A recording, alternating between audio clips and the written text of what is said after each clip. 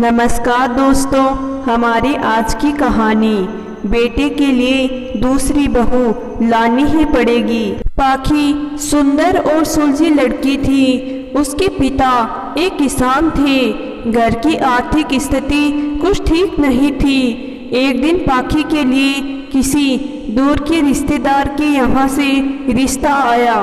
अच्छा घर-बार देखकर उसके पिता ने रिश्ते के लिए हाँ कर दी। 2 महीने बाद पाखी और महेश की शादी हो गई।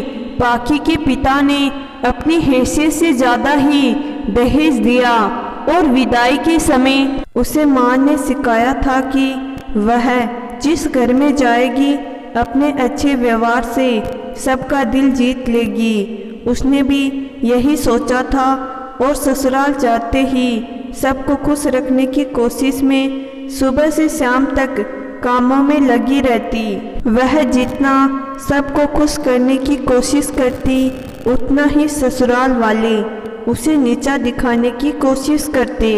हमेशा उस पर अत्याचार करते रहते थे। कोई उसे प्यार से बात नहीं करता। पति के लिए तो वह सिर्फ एक भोग्या थी और कुछ नहीं।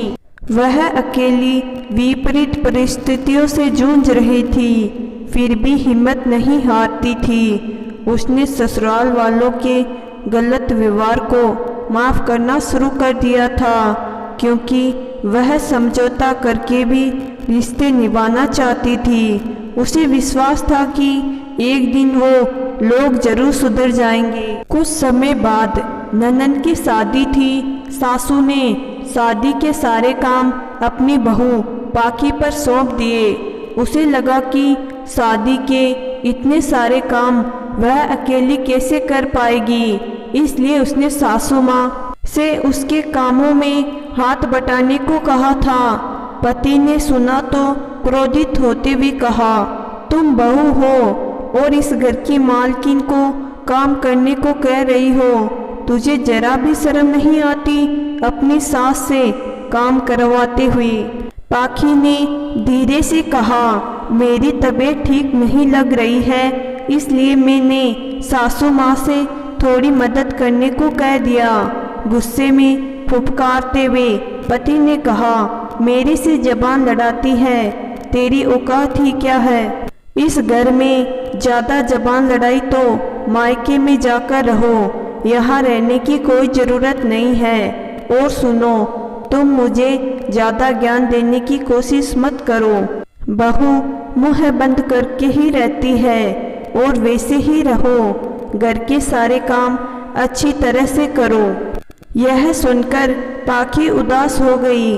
उसका दिल रो पड़ा। उसने न तो ज्ञान की बात कही और न ही हैसियत की। उसने सिर्फ अपनी बीमारी की वजह से हो रही परेशानियों को बताना चाहा था और थोड़ी मदद की अपेक्षा की थी, पर उसके पति का गवार रवैया उसके दुख का सबसे बड़ा कारण बन जाता था। एक पति होने के नाते पत्नी का साथ न देकर उसे जलील करना कौन सा पुरुष तब होता है, पता नहीं।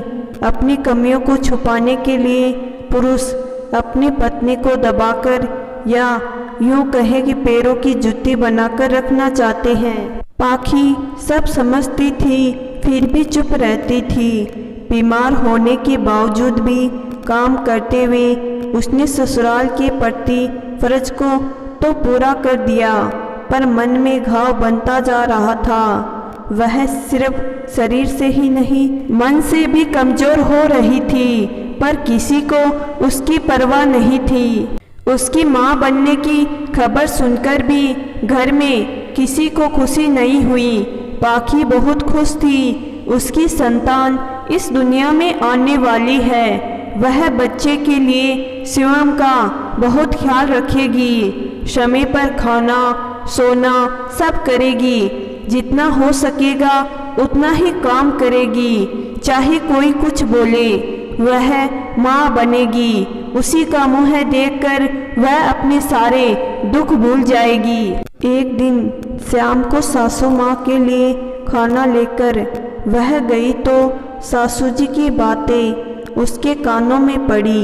वो कह रही थी, पाखी पर बहू अच्छी नहीं है और पढ़ी लिखी नहीं है, मेरे बेटे के लायक तो बिल्कुल नहीं है, इसलिए वह गंवार पत्नी को कहीं भी बाहर लेकर नहीं जाना चाहता। अगर पाखी को ठिकाने लगा दिया जाए और कह दिया जाए कि वह अपनी गलती से मरी है तो लोग विश्वास भी कर लेंगे। फिर कुछ समय बाद अच्छे दान दहेज के साथ नई बहू ले आएंगे। ससुराल वालों की सच्चाई जान के उसके पैरों तले की जमीन खिसक गई। पति से भी उसे मदद की कोई उम्मीद नहीं थी। खाना किचन में रखकर वह अपने कमरे में चली गई। डर में उसका दिमाग भी काम करना बंद कर दिया। बहुत परेशान हो गई। अतः उसने ठान लिया कि वो अब डर के नहीं रहेगी। सास और पति दोनों को सबक सिखाकर रहेगी, पर कुछ दिन और वह रिश्ते को संभालने की कोशिश करेगी, पर हर कदम पर चौकन्ना रहना पड़ेगा। एक दिन सासू जी ने उसे गेहूं धोने के लिए कहा और गेहूं का भरा टब छत पर सुखाने के लिए को कहा। वह धीरे धीरे गेहूं का टब ले जाकर गेहूं छत पर सुखा दिए। उसने देखा कि सासू जी दरवाजा खुला छोड़कर कहीं चली गई थी। उसने दरवाजा बंद कर अपने काम निपटा लिए और आराम करने लगी।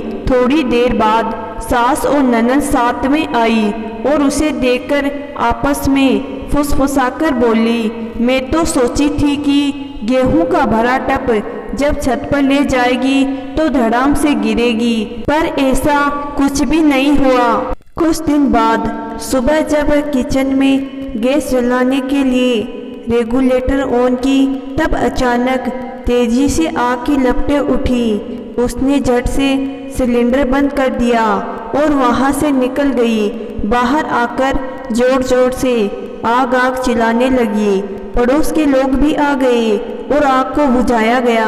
आग लगने के समय उसके अलावा घर में कोई नहीं था। सासू जी थोड़ी देर पहले घर से बाहर गई थी। पाखी को सब समझ में आ रहा था। अब बहुत हो चुका, सहन शक्ति खत्म हो रही थी। शाम में पति से बात करना होगा। उसके बात करने से पहले ही पति ने उसको खरी खोटी सुनाना शुरू कर दिया। पाखी ने भी मन का भड़ास निकाल ही दिया और दृढ़ता से कह दिया, आप पति बनने के लायक ही नहीं हो। न पत्नी का दर्द आप जैसे लोग मनुष्य जानवर के समान होता है और आप जानवर ही हो। और पति को चटाक से एक तमाचा उसके मुंह पर जड़ दिया और आंखों में आंसू पोंछते हुए थाने पहुंची और ससुराल वालों और पति के विरुद्ध रिपोर्ट लिखा दी। सास और पति को गिरफ्तार करवाकर मायके जाकर उसने कहा, ऐसे रिश्ते ढूंढने से अच्छा है तलाक ले लेना। बदनामी से क्यों डरना, जबकि मैंने कुछ गलत नहीं किया है। मैं भी स्वाभिमानी से जीना चाहती हूँ। एक स्त्री तब तक अबला है जब तक वह रिश्तों को संभालने की कोशिश में स्वयं को भूल जाती है। जब उसे एक इंसान होने का एहसास होता है तब वह हर गलत बातों और व्यवहारों से लड़ जाती है। मैं अपने बच्चे को अच्छा इंसान बनाऊंगी, जानवर नहीं। मायके वालों ने पाखी का साथ दिया और वह चल पड़ी अपनी लड़ाई लड़ने। तलाक की बदनामी के डर से वह अपनी और अपने बच्चे की जिंदगी रो रो कर गुजारना नहीं चाहती है। उसे पता है कि संघर्ष बड़ा होगा, फिर भी जीत उसी की होगी। पाखी ने जो किया वह सही किया या गलत, कमेंट बॉक्स में ज़रूर बताना। धन्यवाद।